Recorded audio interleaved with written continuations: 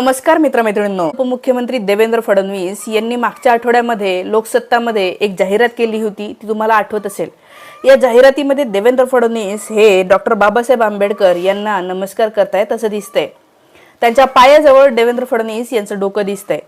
ही जाहिरात संपूर्ण महाराष्ट्रामध्ये सगळ्या पेपरवर फ्रंट पेजला जाहीर केली।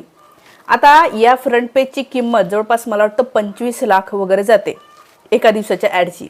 इतके पैसे खर्च करून त्यांनी दाखवायचा प्रयत्न केला की मी कसा आंबेडकर यांच्या विचारांचा आहे, डॉक्टर बाबासाहेब आंबेडकरांना मानतो असं त्यांनी त्या दिवशी दाखवलं। आणि आता परवाच्या दिवशी नागपूरमधून देवेंद्र फडणवीस यांनी आपल्या प्रचाराला सुरुवात केली।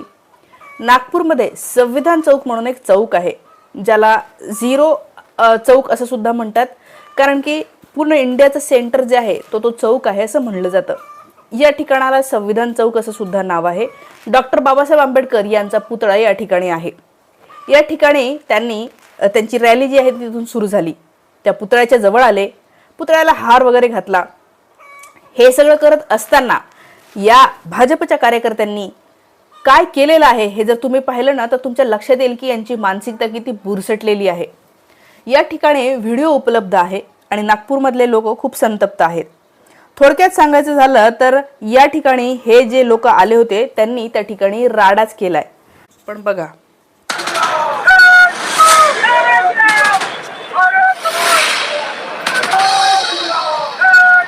गृह खाता इनके पास है, इनको ये शोभा देता है। इन्होंने पहले इंस्ट्रक्शन देना चाहिए था अपने जो भी कार्यकर्ता है, सेवक है, उनको कि देखो हम कहाँ आ रहे हैं, ये संविधान की जगह है, ये संविधान की जगह में ऐसा तमाशा नहीं होना चाहिए था। ये घोषणा यदि उनका कोई मंदिर है और हम जाके घोषणा दे तो ये सहन करेंगे क्या? ये चीज नहीं होनी चाहिए। ये हमारे प्लेटफॉर्म पे ये बहुत बड़ा अपमान है जो कि देश का जिन्होंने संविधान लिखे डॉक्टर बाबा साहेब आंबेडकर, इनके प्रतिमा के सामने इनकी ये घोषणा है। यानी आपको मैं बोलती कि वो ब्राह्मण है, यानी ये कई थे यहाँ समता सैनिक दल के, वो बता रहे थे कि पुलिस वाले आए, उन्होंने खींच के उनको नीचे लेके आए। वो लड़का बोल रहा था, बोले कि मैं ब्राह्मण हूँ। यानी तू ब्राह्मण है, तुझको अधिकार दिया गया कि यानी तू यहाँ पे कैसी भी यानी घोषणाएं करे, ये गलत है। और ये ताई के मामले में सुलेखा ताई रही आप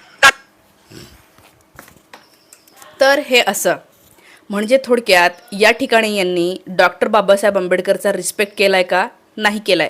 आपल्या सगळ्यांना माहिती आहे की डॉक्टर बाबासाहेब आंबेडकरांनी एका पॉइंटला आयुष्यामध्ये हिंदू धर्म सोडून बौद्ध धर्मामध्ये प्रवेश केला होता, कारण की बाबासाहेब आंबेडकर आणि ते ज्या जातीमध्ये जन्मले त्या जातीला या हिंदू धर्मातल्या वरच्या जातीतल्या लोकांनी प्रचंड त्रास दिला होता।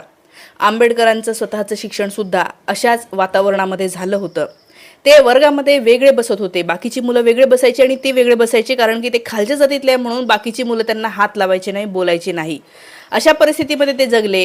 तर बाबासाहेब आंबेडकरांना असं वाटलं की ज्या धर्माने आम्हाला अशा प्रकारची वागणूक दिली त्या धर्मामध्ये आम्ही का राहायचं, म्हणून त्यांनी धर्मांतर केलं। आणि म्हणजे हा माणूस जो आहे तो आता दुसऱ्या धर्मातली व्यक्ती झाली। या डॉक्टर बाबासाहेब आंबेडकरांच्या पुतळ्याजवळ जाऊन फडणवीस यांच्या लोकांनी जय श्रीरामचे नारे दिले। आता श्रीरामाबद्दल यांच्या मनामध्ये आस्था असेल तर ती त्यांनी मंदिरामध्ये जाऊन दाखवायला पाहिजे होती। माझी सुद्धा श्रीरामावर आस्था आहे, मी सुद्धा मंदिरात जाते रामाच्या, पण मी कुठेही जाऊन नारे नाही देणार। यांना जर का रामाचे नारे द्यायचे होते तर एक बौद्ध धर्म स्वीकारलेल्या व्यक्तीच्या पुतळ्याजवळ जाऊन रामाचे नारे यांनी का दिले? उदाहरणार्थ फॉर एक्झाम्पल मला एक सांगा की जसं की या ताईज म्हणाल्या की एखाद्या मंदिरामध्ये जाऊन जर कोणी दुसऱ्याच धर्मातल्या, ख्रिश्चन धर्मातल्या असेल, मुस्लिम धर्मातल्या असेल किंवा बौद्ध धर्मातले असेल, जय भीमचे नारे दिले तर ते थोडंसं वेगळं वाटेल की नाही? म्हणून आंबेडकर समाज हा तिथला संतापलेला आहे। त्यांचं म्हणणं असं होतं की यांनी असे नारे नव्हते द्यायला पाहिजे। बरं, दिले ते दिले। या ठिकाणी यांनी जय भीमचा नारा दिला का? एक सुद्धा जय भीमचा नारा दिला नाही। हे जय भीमचा नारा देऊ शकत नाही, कारण की जय भीम बद्दल यांच्या मनामध्ये प्रचंड द्वेष आहे। तुम्हाला मी खरं खरं सांगते, जे जे लोक या फडणवीस यांना सपोर्ट करतात, जे जे लोक आज फडणवीस आणि भाजप यांच्या सोबत आहे ना, त्यांचं एक वैशिष्ट्य आहे, तुम्ही पण नोट करा, मला कमेंटमध्ये सांगा। त्यांचं एक वैशिष्ट्य आहे ते म्हणजे डॉक्टर बाबासाहेब आंबेडकर आणि जय भीम या नाऱ्याबद्दल त्यांच्या मनामध्ये प्रचंड द्वेष आहे। त्यांनी आपल्या लेकरबाळांना सांगितलेलं असतं की तुम्हाला जर लव्ह मॅरेज करायचं असेल, एखादा मुलगा आवडला तर लक्षात घे बरं, जय भीमवाला नसला पाहिजे असं ते सांगतात। एखाद्या वेळेला आंबेडकर जयंतीची मिरवणूक जेव्हा निघते तेव्हा वरच्या जातीतले किंवा फडणवीस यांना सपोर्ट करणारे त्यांच्या जातीतले लोक या आंबेडकर जयंतीच्या मिरवणुकीकडे कसे पाहतात माहिती आहे? अत्यंत तुच्छतेने बघतात। बापरे, काय हे असं करून ते पाहतात, ते त्याच्यामध्ये सहभागी होत नाही काय. त्यांना असं वाटतं हे काहीतरी असाच प्रकार आहे. हे मी स्वतः पाहिलेलं आहे. वरच्या जातीतले लोक या आंबेडकर जयंतीच्या मिरवणुकीकडे कसं पाहतात म्हणून. म्हणजे आपल्याला लक्षात येत आहे की फडणवीस यांच्यासोबत कोण आहे, तेच लोक आहे जे आंबेडकरांच्या विचारधारेला विरोध करतात. आता लोकशाही आहे, मतदान लागतं म्हणून फडणवीस गेले आंबेडकरांच्या जवळ. त्यांना परत लोकांना हेही सांगायचं की अरे आम्ही कसे संविधानाला मानणारे वगैरे आहे म्हणूनही ते गेलेले आहे. परंतु यांची खरी विचारधारा काय आहे ना, ही काल कळालेली आहे. हा कसोटीचा पिरियड होता, ज्याला आपण म्हणतो ना परीक्षा तुमची जी आहे ती प्रत्येक वेळेला होत असते आणि या परीक्षेमध्ये तुम्ही कसे परफॉर्म करता यावरून ठरते की तुम्ही कोण आहात.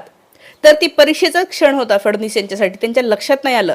परवाच्या दिवशी त्यांची परीक्षा झाली आणि परीक्षेमध्ये ते फेल झाले. ही परीक्षा होती हे दाखवून देण्याची की खरोखर मला आंबेडकरांबद्दल किती रिस्पेक्ट आहे. यांना खरोखर रिस्पेक्ट असता तर एखादा जय भीमचा नारा आला असता. दुसरं म्हणजे त्यांनी आंबेडकरांचे काही विचार त्या ठिकाणी बोलून दाखवले असते. परंतु यांच्या मनामध्ये ते नाही आहे आणि या व्हिडिओनंतर मे बी ते पुढे तसं करतीलही की जय भीमचा नाराही देतील. पण तुम्ही समजून घ्या, यांच्या सोबत आलेली जी झुंड होती या झुंडेने काय केलंय, यात संविधान चौकामधली जी रॅलिंग केलेली होती ती रॅलिंग तोडली. ती जी गर्दी आहे ती तोडून जात होती. जिथून रस्ता दिलेला आहे वरती जायचं त्या रस्त्याने न जाता खंब्यावर उभे राहा, त्या कठड्यावर उभे राहा करत तिथल्या फरशा हे ते सगळं जे आहे ते मोडतोड झालेलं आहे, नुकसान झालेलं आहे. आणि त्यामुळे नागपूरचा आंबेडकरवादी समाज हा जो आहे तो त्रासलेला आहे. आणि ही बातमी दुसरीकडे कुठेही देणार नाही. कारण की तेच ना की ज्या समूहाचे आवाज हे काळापासून दाबत आलेले आहे, त्यांचं कोणी ऐकतच नव्हतं, तर आता तरी कोण ऐकून घेणार आहे. आणि म्हणून मला असं वाटतं की हे सांगणं जास्त गरजेचं आहे. जेव्हा फडणवीस अशा प्रकारच्या करोडो रुपये देऊन जाहिराती छापतात, करोडो रुपये देऊन बॅनर छापतात की मी कसं आंबेडकरांना मानणार आहे, हे आंबेडकरांना किती पायदळी तुडवणार आहे, हे त्या दिवशी आपल्याला लक्षात आलंच असेल. आणि हे सांगतात की आम्हाला आंबेडकर कळलेला आहे. हे म्हणतात आंबेडकर कळलेला आहे, मग यांनी मनुस्मृती आणलीच नसती. आपल्या अभ्यासक्रमामध्ये मनुस्मृतीचे श्लोक टाकलेले तुम्ही पाहिले असेल. यांना खरोखर आंबेडकरांचा रिस्पेक्ट असता तर ज्या आंबेडकरांनी मनुस्मृती जाळून टाकली की ही आता नको, इथून पुढे तुम्ही या पुस्तकाकडे ढुंकूनही पाहू नका, म्हणजे एक अक्षर सुद्धा वाचू नका, असं आंबेडकरांना म्हणायचं होतं. त्याच आंबेडकरांचा अपमान करत या लोकांनी मनुस्मृतीचे श्लोक तुमच्या अभ्यासक्रमाला पाठ्यक्रम आराखड्यामध्ये टाकलं. NCERT मध्ये तर अजून काही श्लोक टाकले म्हणतात. काही वकिलांच्या परीक्षेमध्ये सुद्धा यांचे मनुस्मृतीमधले दाखले जे आहेत ते दिलेले आहे असं म्हणतात. म्हणजे थोडक्यात तुम्ही लक्षात घ्या यांना काय प्रकारचं राज्य आणायचं आहे. आंबेडकरांना जे गाडायचं होतं तेच यांना परत आणायचं आहे. त्यामुळे यांची खेळी मला असं वाटतं तुम्ही लक्षात घ्या. आता 5 वर्ष जर परत हे आले ना तर हे परत जे आहे ते आता राज्यसभेमध्ये यांची मेजॉरिटी येईल आणि राज्यसभेमध्ये जर मेजॉरिटी आली म्हणजे संसदेमध्ये मेजॉरिटी आली म्हणजे संविधान बदल यांना सोपा जाणार आहे. यांना या राज्यामध्ये सत्ता कशासाठी हवी आहे तर राज्यसभेमध्ये यांना मेजॉरिटी नाही आहे म्हणून इथली सत्ता हवी आहे. पण मला असं वाटतं की आपण सगळ्यांनी निश्चय करायचा आहे आणि यांना हे अशा आंबेडकर विरोधी लोकांना जे आहे ते यंदा यांचा घरचा रस्ता दाखवायचा आहे.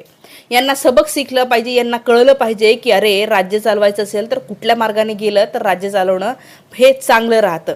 यांना काय वाटतंय की यांना पूर्वीची व्यवस्था आणायची असेल तर ती आम्ही आणू देऊ, आम्ही असं बिलकुल होऊ देणार नाही. त्यामुळे हे जे काही झालेलं आहे त्या सगळ्या गोष्टीचा निषेध आपण प्रत्येकाने नोंदवला पाहिजे. ही बातमी जास्त कुठेही दिली जात नाही आहे, त्याच्यामुळे ही बातमी तुमच्या सगळ्या मित्रमैत्रिणींपर्यंत पोहोचवा. खास करून जे लोक आंबेडकर यांना मनापासून मानणारे आहेत आणि ज्या लोकांना असं वाटतं की भाजप भारी वगैरे आहे त्या लोकांना तर हा व्हिडिओ तुम्ही आधी पाठवा. थांबते. Thank you so much.